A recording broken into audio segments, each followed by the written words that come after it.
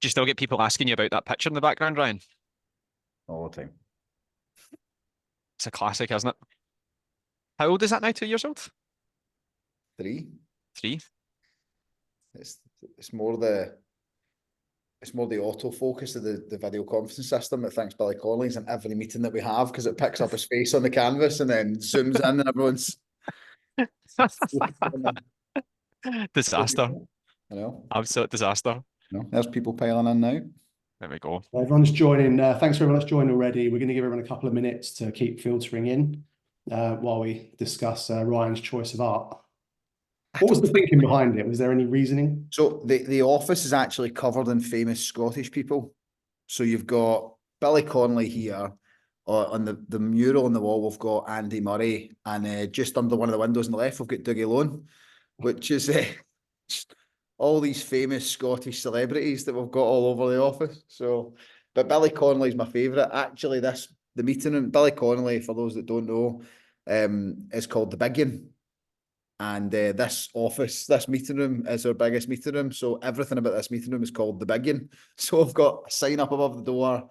The meeting room, when you join it on Zoom, looks as if I'm calling myself the Big One, which is not true. But anyway, so yeah, we're covered in Scottish artwork. That's the theme. Good story. At least it wasn't just I like the picture. To be honest, Joe, that is true. I just made all that up. Right, there's still a few more people filtering in, so we'll give it another 30 seconds and then we'll jump in.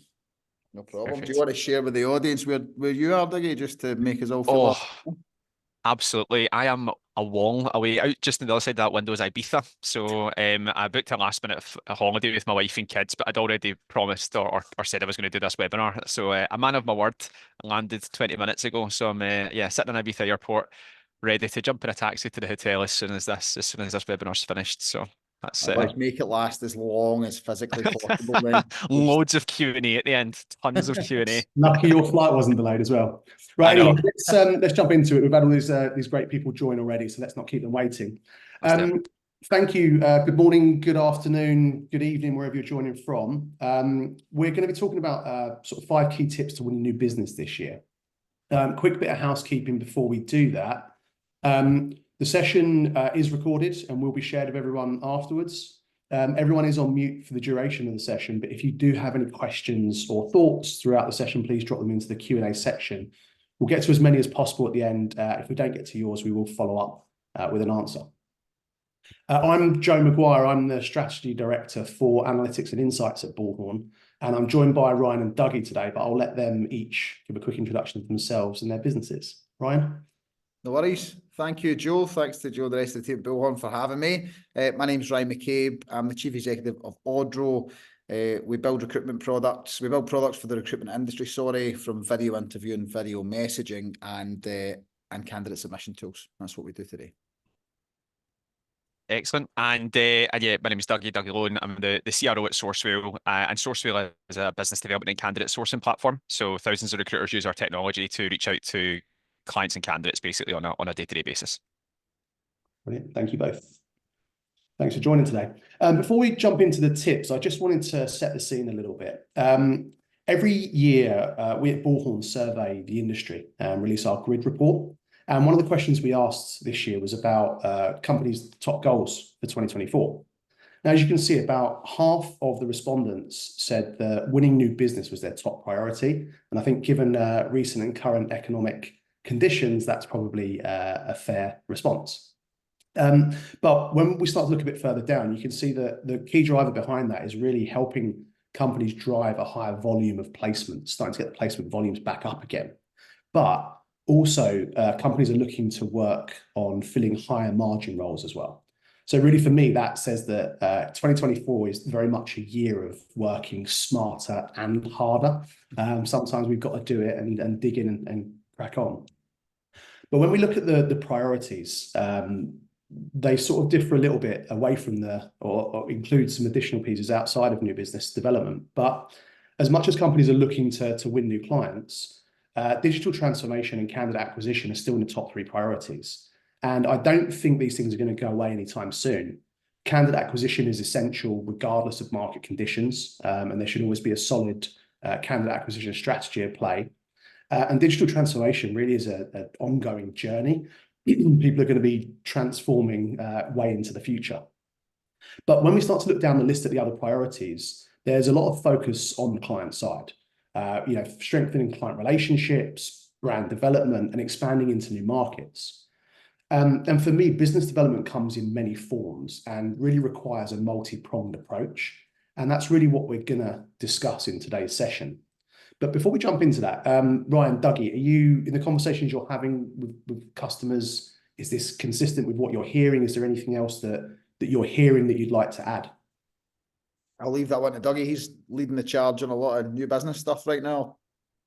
Yeah, no, thank you. Cheers. Yeah, I think pretty much every client that we're speaking to at the moment would happily take more jobs. I think obviously the key conversation that most of them are having with us though is that they don't just want more jobs, they want higher quality jobs as well, which they're starting to see a bit of a bounce back in some industries, but some of the quality of roles that they're being handed are ones that are maybe not as solid as what they have been previously, roles still getting pulled, etc., or maybe not as well defined or well scoped as people are kind of starting to dip their toe and come back out again into the market.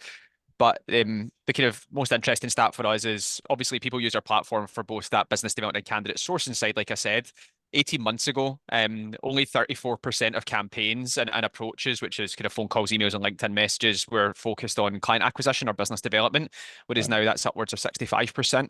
So obviously a big shift. If I'm being honest, I probably expected it, based on the conversations I'm having, for it to maybe have been a bit higher than that, given that everyone is so focused on winning new business at the minute. But the fact that there's almost 2/3 of people focusing their time and attention on BD is definitely a massive transition from where it was 18 months ago. Yeah, 100%. Yeah, it's an interesting time in the market, but it's starting to feel more positive out there right now when I talk to people, and hopefully it starts to come back strong in the coming months. So we're going to jump into the tips element of this now. You are both talking with customers every day. You are both driving new business initiatives within your own companies as well. So if you could maybe share a couple of tips each, or we've got some pre-prepared tips that you're going to share.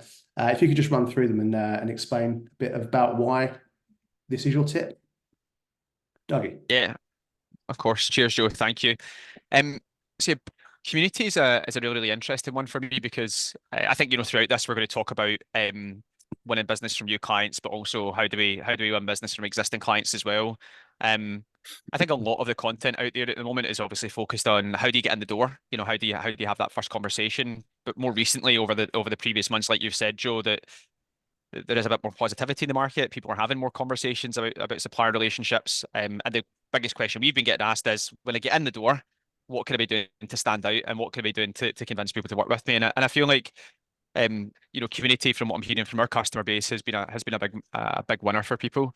When we spoke to a number of our clients over the last 6 months, the most interesting stat that came back for me was that actually only less than 6% of them have hosted one in-person event for either clients or candidates at any point throughout the whole last year. Which to me shows that there's a huge opportunity there and a huge gap in the market to really stand out and do something different. And one client in particular that we speak to quite often, who's been with us for a while now, places a lot of emphasis on their community work, and they attribute around 48% of the revenue that they generated throughout the whole of 2023 to the engagements that they made at their community events that they hosted. So whether that was with clients that they had engaged and had won roles from as a result of having them at these events, or whether it was candidates on that side as well. The one thing that they said that they weren't able to track, but they do feel has had a positive impact, is also the way in which they present community as a USP when they're pitching for business.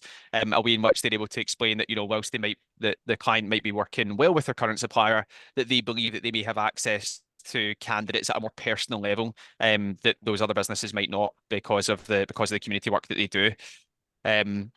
So yeah, I feel like community is something that's key. I know, Ryan, you and I have obviously been on the receiving end of that, having been at a number of events and things like that in the past, and we speak to a lot of our customers, our mutual customers, about running these, and we're seeing definitely a kind of wider interest in it now than maybe what there has been in the past. But I think the big one in terms of the feedback that we've had, or the tip that I would have for you if you were going to go out there and actually try and make it happen, is to make it personal. A lot of people have you know, less than 6% have hosted an in-person event or one in-person event in 2023. But I have heard people try to create a community through the form of like email marketing. So, you know, once a quarter, providing a kind of quarterly update to their candidate database is a way of trying to create a kind of community. But unfortunately, we've seen that not really stick, is that they've not really been able to take their candidate database and break it down in a way using data that's making the communications that they're doing to those individuals relevant. For example, you know, here's some articles that we found, you know, that we want to share with you on a quarterly basis, but those articles are not any more relevant to a junior developer as they are to a CTO, and they're really kind of disengaging people as a result. So I think if you're going to do community, it's not a short-term play, it's definitely a medium to long-term play, but you have to make it personal, you have to make it in person, and you have to make it intimate from what we've seen in terms of what's been working best for people. I'll talk about data in a second. Yeah, I was going to ask you now. On that community point, like, so we've been running our own this year. We've ran an in-person event every month. We've tried different flavors of it. It's by far been our best kind of source of pipeline anyway from for this year. I love the point you made though about basically having something different to talk about when you're in the door. So using community as a USP. I just think that a really good exercise actually to try and check this tip and work out whether or not it's worthwhile changing what you say and having a USP is ask any of your recruiters at desk, what is the difference between you and your biggest competitor? And don't assume that they know that, because if you then ask them and they stumble or they, you know, they're not really clear, then that's what they're going in armed with to potential customers. So that point, if community becomes your USP or how you engage with customers as a USP, I would just make sure unequivocally that your recruiters know what to say when they're in the door, because I think you assume that the training covers it, that they got 3 years ago and that it's changed, and trust me, they were told about the updates, and it doesn't usually work like that, in my experience anyway. But from a community standpoint, the in-person events, two things I wanted to say is that it's been a great contributor for us anyway for what we do. I don't know many clients that do it, which actually is a good thing, because that is where, again, you can stand out and say something different. But the other thing to mention is just that keeping it intimate, as you mentioned, is actually the best way to go. People say, put on an event, get 100 people there. Actually, you would lose the community aspect where people feel that they connect with other people. When we do it, we don't have any more than 14 people in the room. For our lunches, you've been along to one or two of them, Dougie. You've seen that as well. The conversation that you can have in a room like that is way better than a conversation you could have in a room of 100 with people you don't really know, and you're all sitting facing the same way. So you don't, you know, it's not, I don't think it's an environment conducive to actually building a true community, but it's been a fantastic contributor to our business this year. 100%. Yeah, that's very good advice. I think people are quite invigorated after the pandemic to get out and meet people again, aren't they? But I think we've got waiting lists, Joe. We've got waiting lists on our May Manchester event and our June London event. As I say, we cap it at 14 people. We've got 40 people on the waiting list for London. How popular you are. People want to go. You're not on the list, Joe, but I can add you to October. Never get invited. Absolutely. I think the you're spot on with what you're saying, and the purpose of those events though, and why you're going about doing it, I think is a key part too. Like, again, if you just set out with the mindset of we're going to run this because it's going to generate pipeline for us and make us lots of money, then I feel like actually when you're at those events, you're maybe not going to deliver value to the people that attend it and come along. I think you need to understand like what is it that you're trying to solve for those individuals, whether that's potential clients or potential candidates, and make sure that the theme of the conversation is around that. And you know, pipeline, etc., is a byproduct of providing value to people. It's not the main focus of the event. And I think data is a big one as well. Like, people that are part of these communities obviously get that kind of intimate personal experience where they're able to connect with other people. But because of the way the market is right now, what's happening with AI in the industry in terms of, and I don't mean the market as in the recruitment market, I mean most people's markets are going through change, and in change, people like to understand what's happening and what works and what's happening to other people like them in other businesses. So being able to use the community to generate data and share that information has also been a big win from some of the clients that we work with. You know, those quarterly updates are not just some random articles, they're sometimes community generated data, which has been really insightful and really valuable to the people that they work with. I'm not sure if you guys would add anything else on the community side of things. Nope. No? I think it's very good advice, which should probably take us on to the next tip. Perfect. absolutely. And this is really bread and butter for us from a Sourcewell perspective. Again, we're talking about once we're in the door, how do we win those clients, and how do we engage with them in a different way. But when it comes to actually engaging with them in the first place, taking a multi-channel approach, I mean, the data, we've seen it time and time again, 4 years in a row now. Taking a multi-channel approach really is the key to engaging in those conversations in the first place. When we look at people who use 2 channels compared to 1, they're seeing a 32% increase in engagement. When it's 3 channels compared to 1, it's 112%. So phone, email, LinkedIn being the kind of 3 most common approaches, but things like SMS, WhatsApp, etc. come into that as well. And then obviously, and I know Ryan, you'll probably speak to this, but you can even then start to break that down by the content within the emails and within LinkedIn messages and everything else, and how that all starts to come together. So there's a real amount of variety.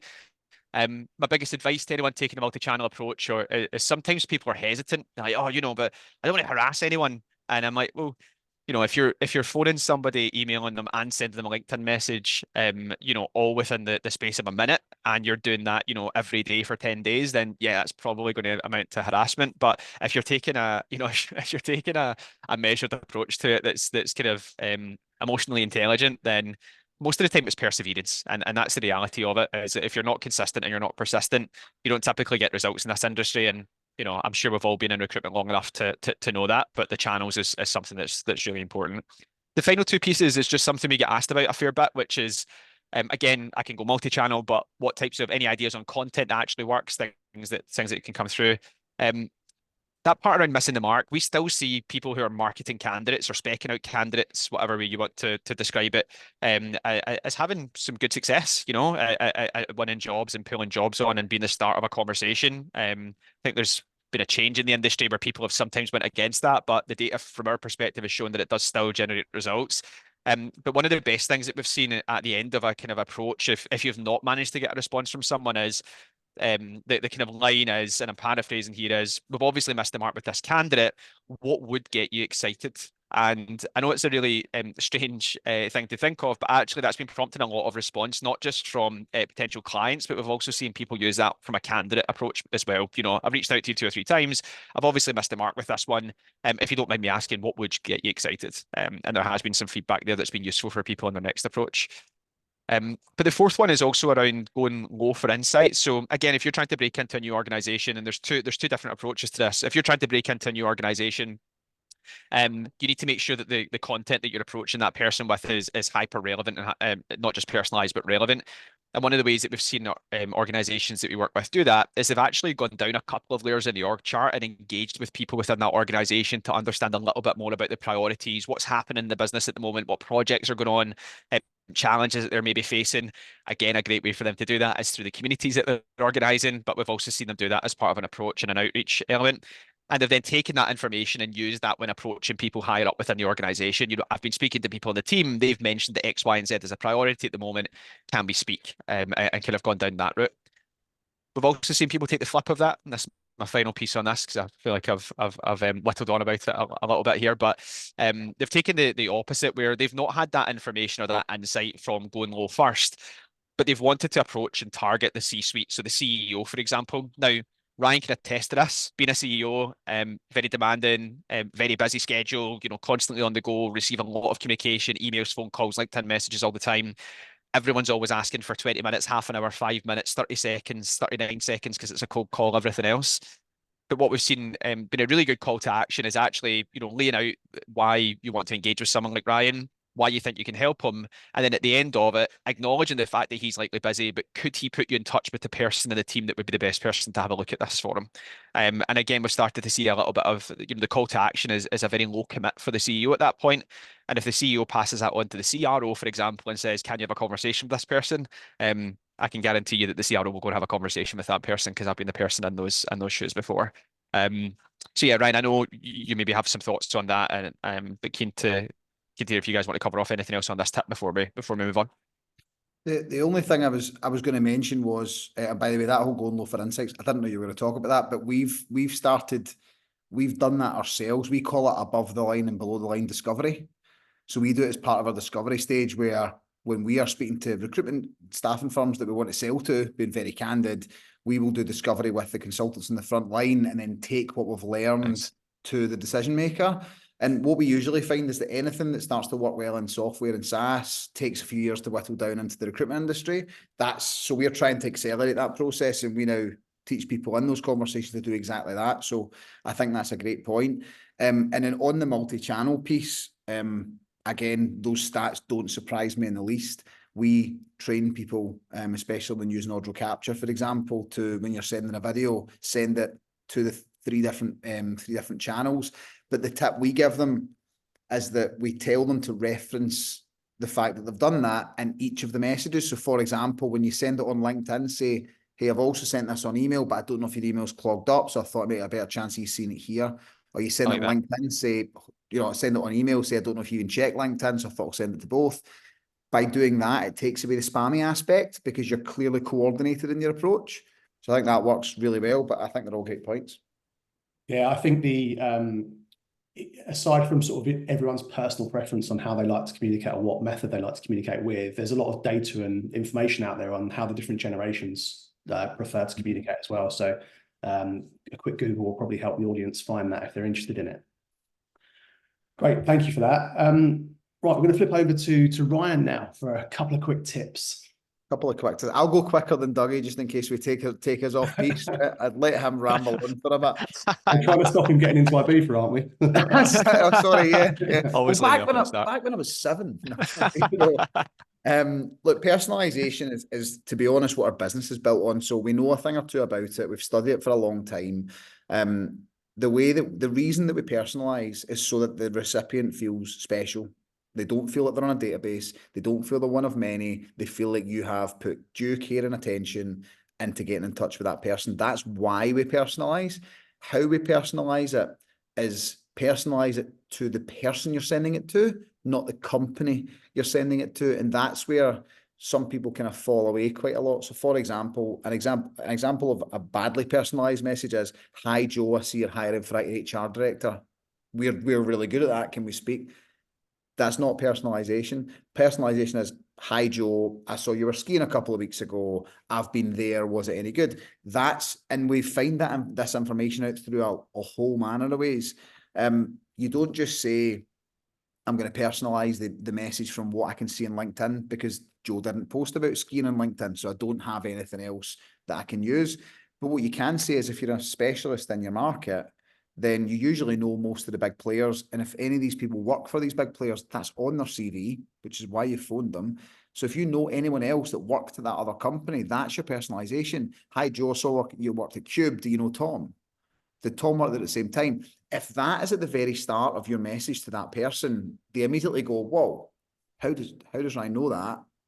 I've now got credibility that I've done my research. This is not a mass message. I'm going to now give Ryan the kind of the leeway to then read another 10 seconds of his message. That's all we're trying to do. And that's why the stats show it as such a good response rate, a 40% increase in response rates when it's hyper-personalized. Now, to Dougie's point, he mentioned hyper-personalized and relevant. The way I see that is a scale. So you've got, on one end of the scale, it's hyper-personalized. I can send a message to Dougie to say he's in Ibiza and he's there with his wife and kids, he's there for the long weekend. There's no way I could automate that. So the downside for the recruiter is it takes a lot of time to put that together, but the upside is the chances of responding are much higher. However, as you go down that scale, the lowest you should go is relevance. So it goes from relevance to hyper-personalized. So you can get less and less. I might say to Dougie, I saw that you're a CRO. That's kind of relevant, kind of personalized. But then if you go all the way down and you say, hey, Dougie, I see you work at Sourcewell, you can tell that there's a very good chance that's automated. So we're going to have to find where we want to land on that scale. And the closer to hyper-personalized you go, the higher your response rates. That's essentially, that's the essential rule for personalization that we've found. But the kind of pro tip on this as a parting word is, what I found is a lot of consultants get a little bit lazy. If I'm honest, when we're saying how to personalize the message, they take a 3-second look at LinkedIn and they say, they've not posted anything in ages. I've got nothing to say. Use LinkedIn, use the CV, use Twitter. I mean, Google the person. If you really want to get a hold of this person, Google them. I had a customer who had an education desk 3 weeks ago, and they said they couldn't find anything. They weren't on LinkedIn. I Googled them, and within about 6 seconds, I had a Twitter page with a picture of the person painting Easter eggs with the students in the school. It took seconds. All I did was Google the person's name and the school they worked at. So it is simple. You just need to think, I'm not trying to check LinkedIn for things. I'm just trying to find out what I need to know about this person to catch their attention. So for me, personalization is the foundation of good communication when it comes to new business. Yeah, I think you're absolutely spot on with that, Ryan. And I think that the key part, like you said, is that personalization is the thing that grabs people's attention. It's the reason why they then read on your email or your LinkedIn message in comparison to the 10, 20, 30, 40, that they've got that day as well. And there's a guy, Lewis Gadsden, who's a recruiter at a business called Wiser. And his kind of general rule of thumb on it is, hyper personalization, but sets himself a kind of 5-minute time limit. When he's like, it depends, when he's doing his kind of more general business development approach, he's like, I want to be hyper personalized. What I'm not going to do is be that guy that gets lost in the world for an hour just to be able to write 2 lines of communication. He's disciplined with it. And he says, for him personally, that works really well. So I thought I'd share that as well. Yeah. Like you said, it took you one Google search to find that, which was absolutely perfect, right? Painting Easter eggs at the school and stuff. That's ideal. Yeah, I think we're all sort of default these days is like the delete button when you get these sort of cold emails through with no personalization in it. Brilliant. So on to tip 4 then, Ryan, please. And just this one for me is just the obvious one. To generate new business, it doesn't have to come from new logos all the time. That's just the easiest place to go because there's hope there. It's like, there's potential green fields. We can go there. There's this big customer that we don't know about that could turn the tide. And actually, there's so much data out there to suggest that existing logos, existing relationships can bear much more fruit than converting a cold contact or a cold prospect. But even just from a common sense perspective, if we're now going into let's just say a less buoyant market than 22 and 23 was, if we're now in a new market where people have less requirements and they're only giving, the really critical roles to their staffing partners now, are they going to want to entrust that to someone they've never dealt with before? Or they're going to want to entrust that to someone that's delivered for them before? And don't get me wrong, as recruiters, the marketing element of recruitment is sometimes a little bit slower than we want it to be. So staying front of mind with these clients is probably the reason why they haven't then got back in touch when they've had a wreck. So as long as we can re-engage through communities or through just, having something else to talk about with their existing customers, and I'm pretty sure, Joe, you can talk to the fact that the data would show that there's a much better hit rate on that than there is in new business. Yeah, funnily enough, I actually came prepared with a slide for it. But look, data is my world. So when I was running Cube 19, we talked to the team about how it's there's a common stat well-known stat in the SaaS world where it's 7 times easier to sell to an existing customer. Now, I'm not sure quite where that 7 times came from or what the definition of that is, but when you apply real data and real insight into this industry, we see that fill rates increase by 38% with repeat business customers versus net new logo customers. That in itself is a huge benefit, right? If we're in a market, particularly where it's tougher to pull jobs, people are trying to prioritize business development, you've probably already got a bunch of jobs on, giving yourself a better opportunity to place those jobs. And there's a number of ways you can do that, making sure you get the right coverage on the jobs, the right number of interviews per job, or from a candidate perspective, the right number of interviews for the candidate with different companies.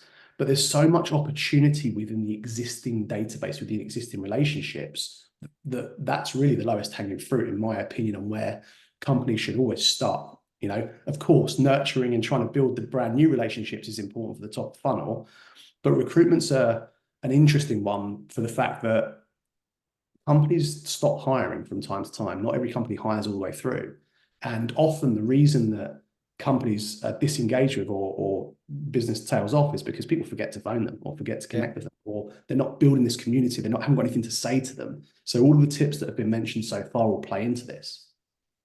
But interestingly as well, this nurturing relationship over time, we see on average that recruitment agencies get 215% more jobs when they have made placements over consecutive years. So this, it's a long-term investment. I think both Dougie and Ryan have mentioned today that this is an investment for the future. This isn't a quick fix, a quick win. This is how business is being done now and in the future.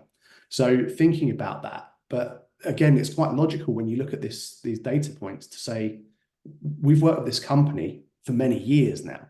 It's sensible. They're probably going to give us the jobs quickly as long as we're doing a good job for them.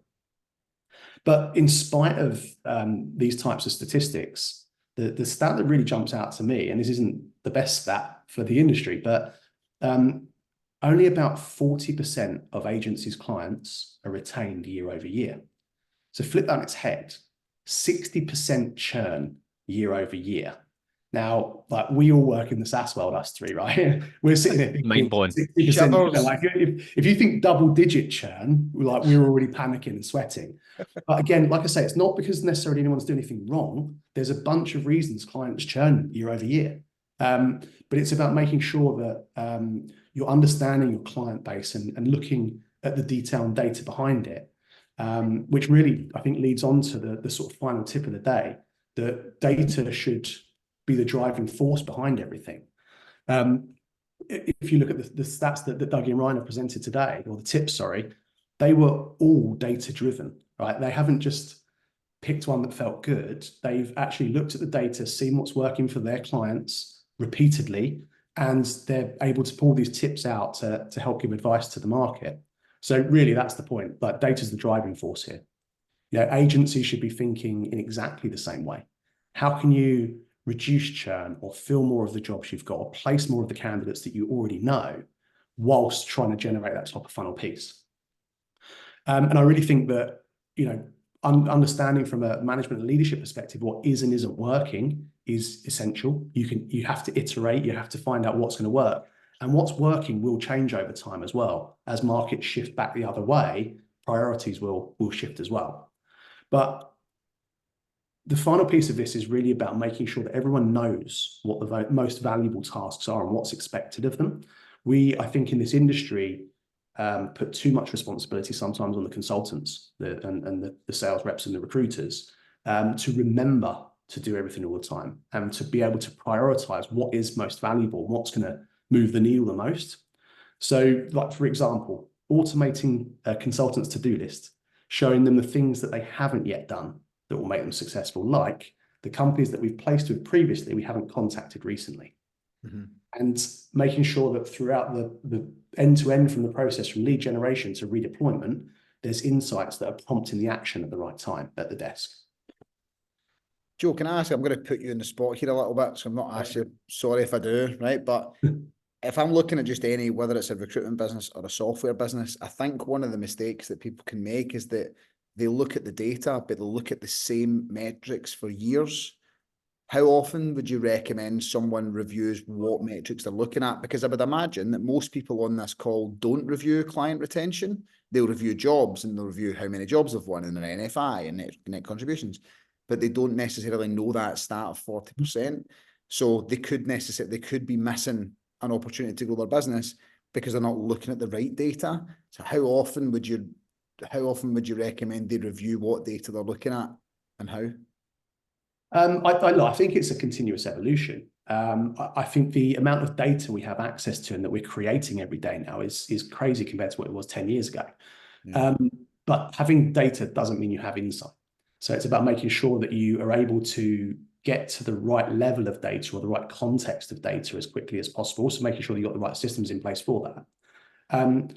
But the way people, because data is hard to get and hard to convert, a lot of companies are sort of, like you say, stuck in the past a little bit and looking at traditional KPIs, volume-based KPIs. Yeah. How many calls, how many jobs, how many CVs, how many interviews.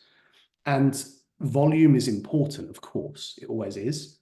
But I think now we have much better access to more telling insights that say, this is how many interviews you should get per job to stand the highest chance of filling it. This is how many interviews you should get for candidates to stand the highest chance of placing them. Here is your client churn data. Now, this data should be readily available pretty much out of the box if you're looking in the right place for it. So I think you're not necessarily sitting there every 6 or 12 months and saying, let's review our metrics. You will find, I think, that the metrics, that the better access you have to data, the more inquisitive you will become. because when like humans as a species are pretty inquisitive, right? If I see something, I'll probably question it. You know, if I get the answer to a question, I question the answer, and it's that instinctive desire for challenging that, and particularly being salespeople in this recruitment industry, right? We challenge everything anyway. So when you see data, you'll challenge it. If you can answer the next question and the next question and the next question, you will gradually start to see that the data you're looking at will evolve and expand over time, and it will become much more value-based rather than volume-based. Fair enough. Thanks. Cool. Any other sort of thoughts or ideas on the data piece? Just on you go. Sorry, on you go. I On you was go. going to say the client retention piece was, I think, you know, when I saw that stat the other day, it kind of blew my mind. I had no idea of that, and to be honest, it's not something that we find ourselves regularly speaking to our customers about at Sourcewell in terms of, you know, how much of your business development approach is to your existing client base. To be honest, so it's definitely a piece of data that we're going to start tracking internally. But Ryan, just wondering, obviously, when you talk to people about capture, like from a video messaging perspective, I know it's something that you've spoken about for a while. Is how you use it to keep in touch with existing clients. Do you have going to Joe's point about it not just being about volume, but also being about percentages and things? And again, probably put you in the spot here, but do you have like a percentage that you typically see works well in terms of, you know, if you're sending out X number of videos per week, what percentage of them do you see going to existing clients or clients you've placed with in the past versus net new, or is there a number that you'd encourage? Or I'd love to say I do, but we don't measure it because we don't ask the customer where they're sending it to. They're kind of free to Makes do sense. it. We don't track that. But I'm wondering if the thing that we encourage is when you have an announcement to make, and I don't mean from a business level, I mean from a desk level, if you've got a change, whether it's a change in your service or a change in your data or a new tool that you've deployed or something that you can maybe, you know, that you can let your customers know about, if you can do that through a video, when it comes to the customer thinking, who am I going to give this job to, or who can help me with this? They don't remember names in an email. They remember faces. It's scientific. Everyone remembers a face before they remember a name and a company and a phone number and email. Like, you remember a face, how they speak, where they are, their accent. That Scottish guy that's on LinkedIn is probably what Dougie and I had for years. Like, that's what happens. So I feel like that's where we encourage them to use video to make sure they're communicating when updates to their customers. The customer retention thing in recruitment's completely blown my mind, because I think it might be a self-fulfilling prophecy though. I feel like the reason that recruiters on average only retain 40% of their clients year on year is because they only fish in new ponds year on year. So actually we might end up, if we could, you know, I think that stat could quite dramatically move if they change their process and they go for those higher fill rates and they go back there. Maybe we would, that's, you know, those two are kind of both sides of the same coin. But there's a lot of angles in it that my brain started to go to now about customer retention, and that's the name of the game at the end of the day. All I could think about when you were saying that was the audience is going to go away and they're going to say, Billy Connolly gave some great recruitment tips earlier. Yeah, it's a good point you make. And the final point I make on this data and the client churn piece is that not all churn is bad in this industry, because not all clients are equal. Some clients take a lot of resources. They demand and command a lot of resources from your team, disproportionately to the return you get from them. So data can be used to hopefully improve those relationships and improve efficiency. Or you might find that some of those 40% that you are retaining actually are the ones you don't want to retain. You could reinvest that time building out the relationships with the ones that otherwise would have churned. So it's not a simple hard and fast rule, don't churn. It's make sure that if you're going to, it's for the right reasons. Good point. Great. Look, thank you both very much for taking the time out today. I really do want to long this out so Dougie can't get out in the sun. But there's some great tips from both of you. Thank you. On the screen now is some QR codes if you want to download a winning new business guide that is available, or if you want to sort of speak to anyone of the Bullhorn team, please do. There will be a follow-up email going out with some details of Ryan and Dougie on there, but they're also, as they've quite openly talked about, they're on LinkedIn, so you can also connect there with them. I'd like to just give a couple of moments in case anyone's got any questions they want to sort of drop into the chat. There is one that's come in actually already. probably to both of you. I think we've talked about you talked about the time spent with personalization, and you said the 5 minutes is a sensible amount of time. Have you got any sort of tips or ideas on how you make sure you don't let some people go off and go a bit rogue and spend an hour when they should have spent 5 minutes? Yeah, for me, I mean, a 5 minute rule is perfect. Any longer than 5 minutes, I would say you're probably, unless you've found something, you've pulled a thread and you think, oh, this, this is going quite well.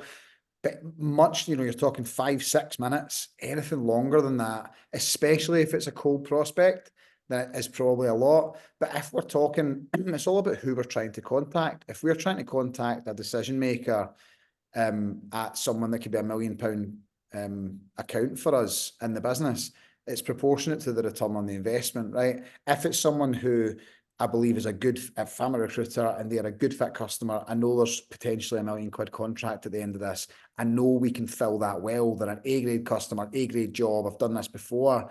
Then I would spend the time doing some below the line discovery, calling some people in the business, finding out the story and presenting that back to someone more senior.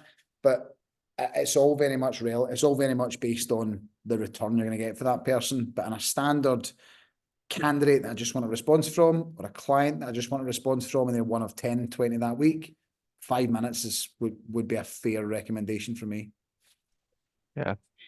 Yeah, completely agree. I think the general kind of thought process behind it as well is that if you're going to do spend 5 minutes on it, that you do it for 5 messages at a time. It takes you 25 minutes, so it's the 25-minute timer on the phone type thing. Go out. My aim is to approach 5 people within this time period and ensuring that I'm making it as personalised as possible. And if you're doing that every day, that's 25 people a week. And as we've just discussed, you should be making sure that some of those are existing customers or people that you've placed with in the past as well, as part of that approach. So that would be my general play with it. There's a follow-up question, but from someone else, I think here. Where do you draw the line between hyper-personalization and a wee bit creepy? I'm guessing this is a Scottish. I was going to say, question. whether the anonymous attendee meant it or not, we've just discovered that they are Scottish. So, yeah. Reveal So yourself. we've narrowed it down. But if you're finding the client has an Instagram with recent holiday snaps, would you bring that up, or is that a bit creepy? I think we've got common sense here, guys. I've had this question before. It's common sense. Like, at the end of the day, I've done it. I've had a question about, where's the line in training sessions and in workshops that I've ran with people and CS have ran with people. And there are people who say, oh, I wouldn't like that if I've posted about having a puppy, which was the recent one I posted about having a puppy, and someone would message me and say, oh, it looks like you've got your hands full with a puppy. Someone in the room said, oh, that would be creepy. So, well, if it was you, they said, yes, if it was me, I would find it creepy. I said, okay, do you post on LinkedIn? They said, no.